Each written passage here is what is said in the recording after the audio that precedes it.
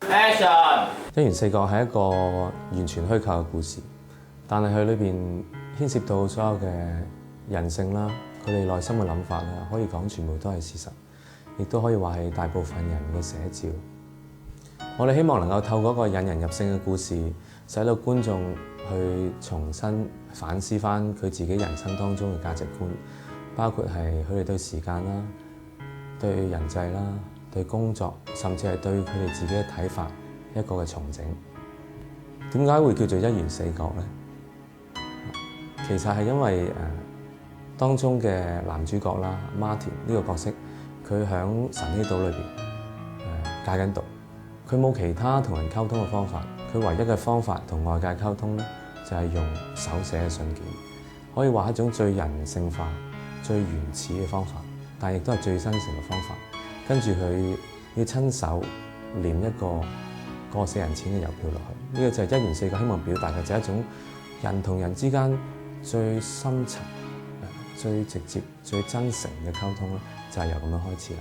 更深層意思就係因為一個人嘅轉變，而使到4個角色嘅人際之間得到修復。咁今次嘅製作比上次更加規模龐大啦，無論係景演員嘅造型設計各樣嘢都係比上次專業咗好多，係因為每個人佢願意行多一步，而使到整個侍奉咧行多咗一大步。有成700人咧去報名參與呢個部門咧，已經係一個好熱切啦、好踴躍啦、好大嘅鼓勵嚟㗎啦。本身拍戲係5日啫，咁但係我哋盡量設計到咧，佢哋參與嘅時間能夠長啲，有2-3月籌備啦。之後拍完戲之後，仲有繼續去參與嘅機會。咁呢個係我哋嘅期望，盡自己每一分力去做好佢啦。但係即係如果你話達到個水準嘅話，其實我相信我哋未必去達到一個好好嘅水準。但係我相信當中唔係話淨係達到個水準咯，而係話我哋嘅奉獻嘅心咯。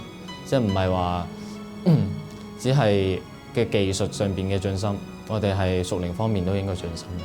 各組嘅配合上面啦，咁其實都會即係大家都要好落力咯。因為其實有時譬如資源上面，我哋都即係有啲不足嘅。咁但係其實好感恩咧，就係見到其實每一個部門啦，每一個組員其實都盡量大家互相配合咯。嗰個團結性係好強。其實都好感謝神嘅，因為之前都冇諗過話可以去到一個島去拍攝。晨曦島係一個好特別嘅地方啦。咁佢一個戒毒嘅中心啦。咁一般人咧都唔能夠咁易申請到入去嘅。咁但係感謝神啦。咁有個弟兄喺呢個戒毒中心，即係呢個機構咧，就喺裏邊做一個主管。經佢引薦之後咧，咁我哋就同晨曦島嘅總幹事傾過偈，開咗會，亦都即時咧口頭上咧佢就好爽快咁樣話冇問題。一元四角裏面咧，其實都算幾多外景嘅，例如晨曦島啦、橋咀島、公園啦，甚至就係喺船嗰度拍攝。咁個安排個工作上面嘅性質係點咧？就係最主要負責譬如裏邊嘅秩序啦，或者係午餐或者早餐或者晚餐，咁我哋會負責派飯啦，同埋一啲嘅執拾個場地啦。晨曦島嗰日22號，我哋器材嗰邊就朝頭早3點半出發。我起身嘅時間應該係3點零鐘。之前嗰日其實已經拍到好夜嘅啦，咁所以其實其實好攰嘅。我相信係意志力撐住咯。當日朝頭早天氣其實陰陰沉沉㗎啦，已經。有時候落雨，有時候可能好似天晴咁樣喎。其實到中午嘅時間就突然之間落大雨，咁大家都冇任何嘅遮雨嘅工具咁樣啦。到臨尾嗰段時間就真係好大雨啦，咁而導致到可能拍攝即係都有啲嘢要改動咁樣。導演其實去到2點零鐘左右啦，咁副導演啦、策劃啦，同埋我就開咗一個少少嘅會議咯，咁就決定就係要去轉場景嘅。嗰陣時就首先就諮詢咗領袖嘅意見先啦。首先係顧及弟兄姊妹人身安全啦，咁所以就即刻安排弟兄姊妹咧離開神曦島先嘅。夠更深嘅去認識到侍奉嘅真義，更深體會到就係同心侍奉嘅嗰種嘅美好嘅。晨曦島流程改動其實都有啲緊張嘅。當時有少少緊張，因為點解嗰時咧？因為唔知點樣處理，仲未有個結果。咁後尾我諗翻咧起咧就話因為我哋整件事咧都係有神嘅參與嘅。我仲好記得當其時咧，即係某位姊妹咧，佢好好嘅，咁佢就係除咗件衫攞冚住我咁樣啦。咁我話得啦，你遮住你自己先啦咁樣。佢話你唔可以有事嘅，即係佢話你仲有幾日要拍㗎。嗰陣時落得好大雨，直頭咧係我哋停咗雨之後咧，我見到佢哋個背脊全部都係濕晒㗎，但係我自己就係冇事咯。佢哋帶住咁疲乏嘅身軀繼續要去拍下一場戲咧，當時我感覺就係係我哋欠咗佢，但係神會百倍咁樣回報翻俾佢哋。教會裏邊嘅侍奉真係好唔同，即係大家都係好願意、好委身嘅去付出咯。我都覺得演員都好似一個球員咁樣，佢要先前咧準備咗好多去練習咁樣，但係好重要嘅一刻就係臨場嘅發揮。就係其實喺開始拍攝冇耐咧，我哋先去決定咧，就係去轉用一個全新嘅 software。喺個僅有嘅兩三星期裏邊啦，就去全新。即係對一個新嘅 software 去重新再學咯，覺得好深刻嘅就係其實我哋幾套片嘅剪片啦，喺同一笪地方，我哋去面對住一啲新嘅嘗試啦。